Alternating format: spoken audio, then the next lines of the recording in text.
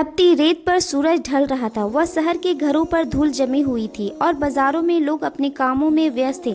उसी शहर में एक औरत रहती थी, उम्मे जमील। वह अबू लहब की पत्नी थी। लोग उसे हमालतुल हतब कहते थे, क्योंकि वह रात को कांटों का और लकड़ियों का गठ उठाकर नबी करीम सल्लल्लाहु अलैहि वसल्लम के रास्ते में बिछा दिया करती थी, ताकि आपको चोट पहुंचे और तकलीफ हो। उम्मे जमील के दिल में अल्लाह के रसूल के लिए नफरत की आग भरी हुई थी।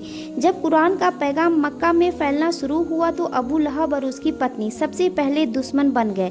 जब नबी ने अपने करीबी लोगों को इस्लाम की दावत दी तो अबू लहब ने सबके सामने कहा, तब्बन लग, तेरा नाश हो, नाउज़ बिल्लाह। उम्मे जमील ने अपने पति के साथ मिलकर नबी का मजाक उड़ाने और आपको तकलीफ और बुराई देने लगी। बाजारों में लोगों को भड़काती और झूठ फैलाती। जब नबी करीम कुरान की तिलावत करते तो ऊंची आवाज़ में गालियाँ देने लगती। फिर एक दिन कुरान की एक सूरा नाजिल हुई, सूरा अल-मसद। तब्बत यदा अबी लहबियों व तब्बत। अबू लहब के हाथ टूट गए, वह तबाह हो गया। उसी सूरा में उम्मे जमील का भी जिक्र आया है। वह अमरतहु हम्मालतल अल हतब, और उसकी पत्नियां लकड़ियां धोने वाली है। उम्मे जमील ने सुना कुरान में उसका नाम लेकर बुराई की गई है। वह गुस्से से कांप उठी, हाथ में बड़ा पत्थर उठाया और मस्जिदुल हरम की ओर दौड़ पड़ी। उस वक्त प्यारे नबी और अबू बकर सिद्दीक रज़ियल्लाहु अन्हु मस्जिद में बैठे थे। उम्मे जमील चिल्लाकर बोली, मैं मोहम्मद को ढूंढ रही हूँ। उसने मेरी बुराई अपनी किताब में लिखी है।